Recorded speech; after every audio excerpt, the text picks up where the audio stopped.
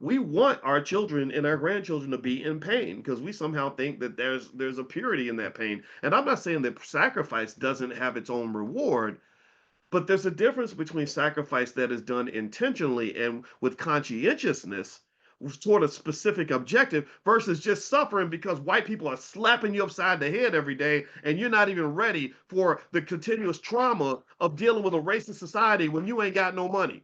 When you sitting in the unemployment line and you out here stressed out and you literally, because you fear the unemployment line, you're literally in the melting pot of a horrible situation with your job that isn't paying you enough money and putting you through all kinds of stress. And for what? Why? How did this happen? It happened because nobody prepared. If somebody had done even a small amount of preparation for you, none of this would be happening right now. None of it. I mean, really, think, process this. I've told you all. That's why we talk about the 5-year pledge. Uh, you know, if somebody had simply put as much money into a stock portfolio for you as they were spending every month on their car note, you would be financially secure and never have to work for anybody. But for whatever reason, maybe lack of knowledge, maybe people just don't care. Maybe they don't know how to love. Maybe we don't know how to love each other. Right? I believe I have a weird, again, this is why I don't, this is why a lot of people don't can't relate to me because I see things in a strange way because I think about it a lot, right? I just constantly think about everything. And I told my wife, I said, love is not a feeling. We think love is a feeling. It starts as a feeling, but love is really an action.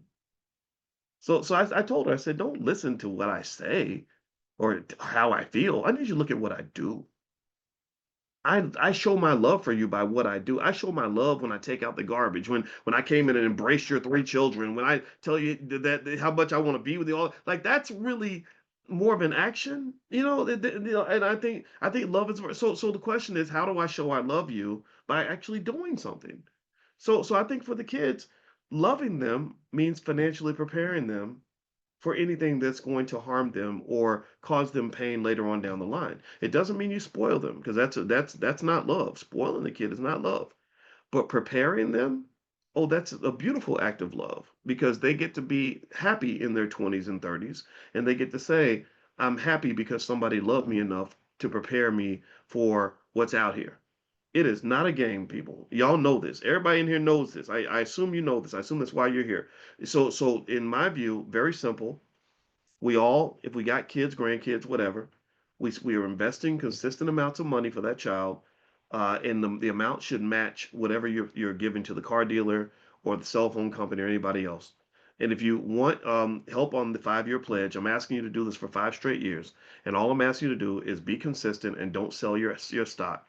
After 5 years, if you take $500 a month, which is the average car note, and put that into your stock portfolio, a diversified portfolio, you will roughly have in 5 years, you should, based on history, have between $30,000 and $40,000.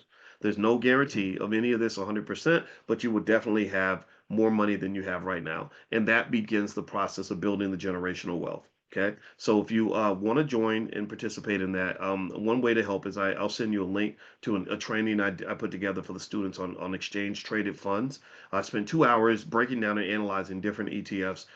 So if you want to join the pledge, text the word pledge to the phone number 87948. So you can text pledge to 87948, or also you can go to 5yearpledge.com, the word five, if you can't text the word. So text pledge to 87948 or go to 5yearpledge.com. All you have to do is be consistent and don't sell your stock. That's another big issue that we have a lot of times. And this is where the mindset comes into play.